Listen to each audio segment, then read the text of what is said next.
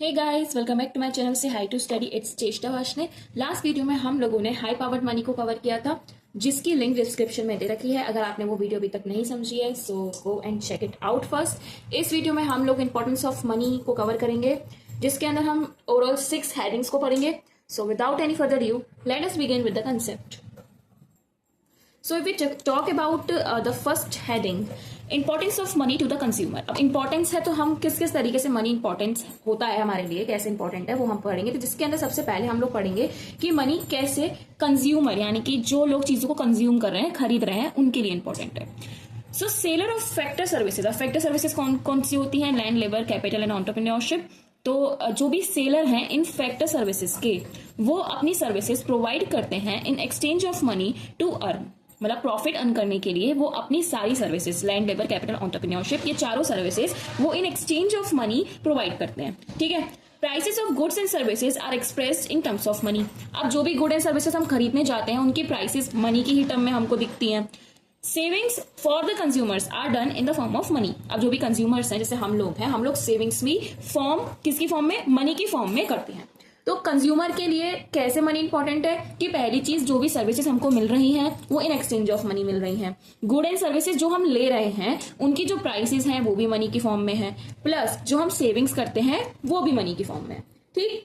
दूसरी इंपॉर्टेंस हो जाएगी हमारी significance of money in production. अब यहाँ कंज्यूमर की बात हो रही थी, अब प्रोड्यूसर की बात हो रही है।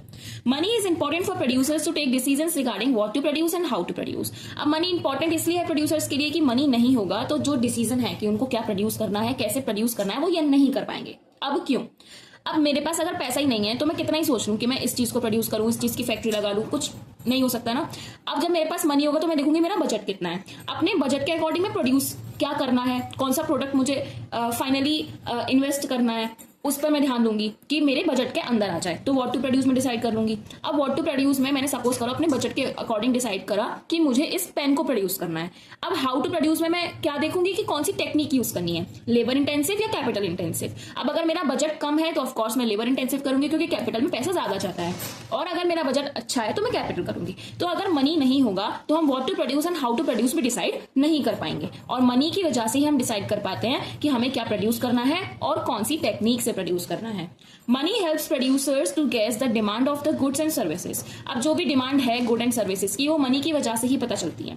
जितना ज्यादा कंज्यूमर पे मनी है उस हिसाब से पता चलेगा कि कंज्यूमर क्या चीज चाह रहा है।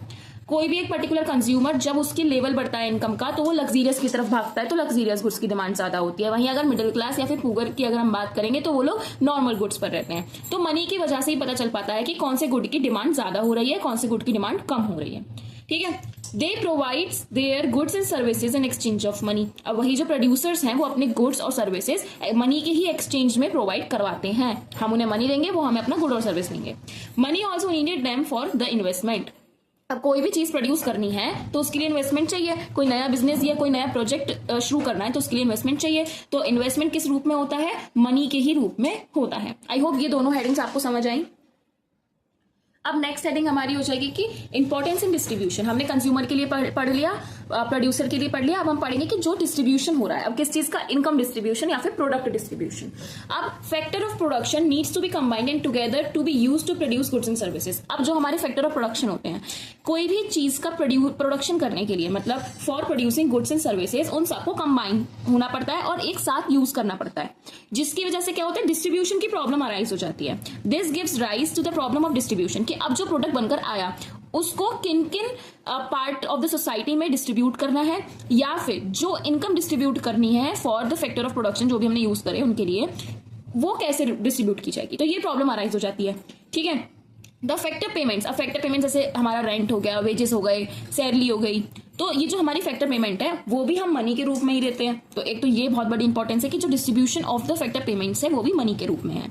विदाउट मनी, अगर मनी नहीं होगा तो जो डिस्ट्रीब्यूशन हो रहा है नेशनल प्रोडक्ट का among different factor of production would be extremely difficult. अगर मनी नहीं होगा तो हम ये डिस्ट्रीब्यूशन करने में बहुत ज्यादा परेशानियां हमें फेस करनी पड़ सकती हैं, क्योंकि हम ये डिसाइड ही नहीं कर पाएंगे कि जो रेंट देना है, जो वेजेस देना है, सैलरीज देनी है, हम किस बेस पर दें, कि उनके काम को हम किस चीज पर आधार करें कि भाई इन्होंने इतना काम किया, कि इसके बदले में उनको अब क्या दिया जाए।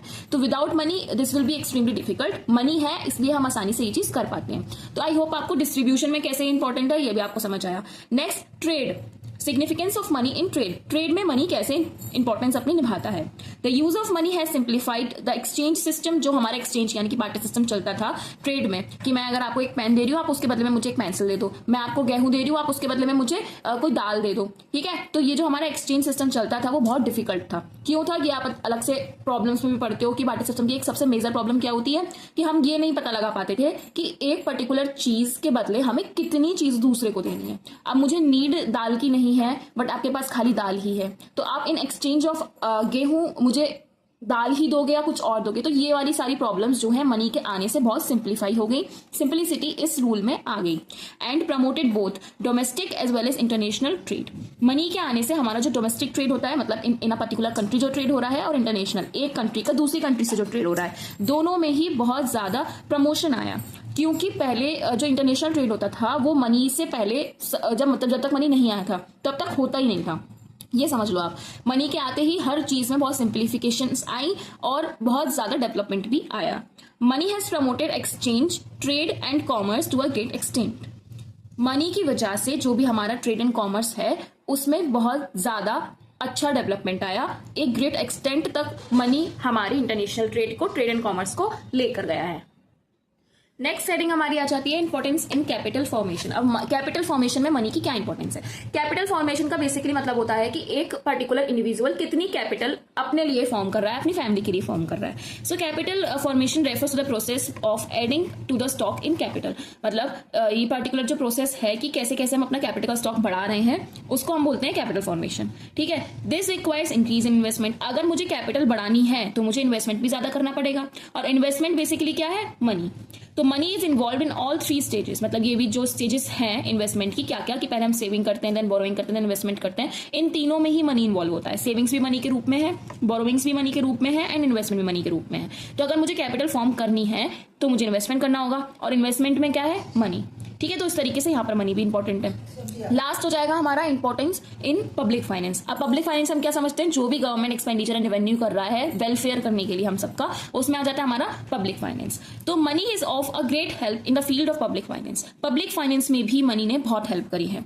Public finance relates to the revenue and expenditure of the government, ये मैंने अभी आपको बताया।